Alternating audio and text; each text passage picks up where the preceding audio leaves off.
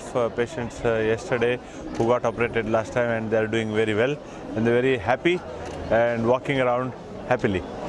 This time we have a big response. We have lots of hips and knees lined up. So we have already performed 3 surgeries since yesterday afternoon, and we have got another 15 to 20 surgeries lined up over the next 4 or 5 days to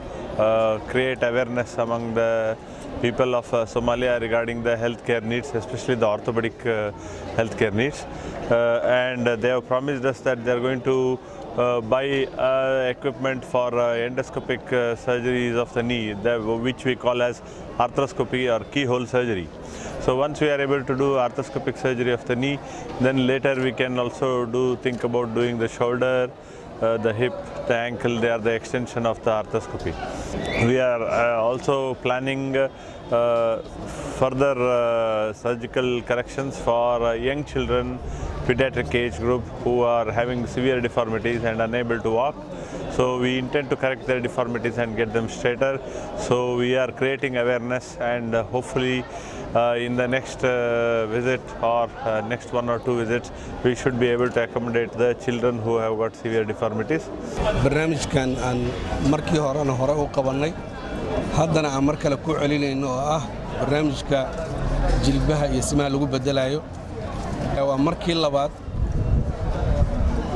oo aan hadda kalkaal specialty hospital ku qabanno barnaamijkan jilbaha iyo simaha la bedelayo waxaan u maleynayaa wadanka Soomaaliya waxa ugu horeeyo lagu sameeyo in jilba la bedelo waa kalkaal specialty hospital Muqdisho ugu horeysay markaana waa markii labaad oo qalimada noocan aan sameeyno qorshaha sida noogu jirta hadda waa la idmo markaan waxaan rajaynaynaa markii hore waxaan sameynay taqriiban 7 qof laakiin hadda qorshaha waxaan noogu jirta inaan sameeyno ilaa 25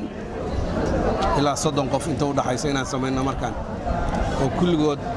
jilbaha iyo simaha laga bedelayo sida ogtiin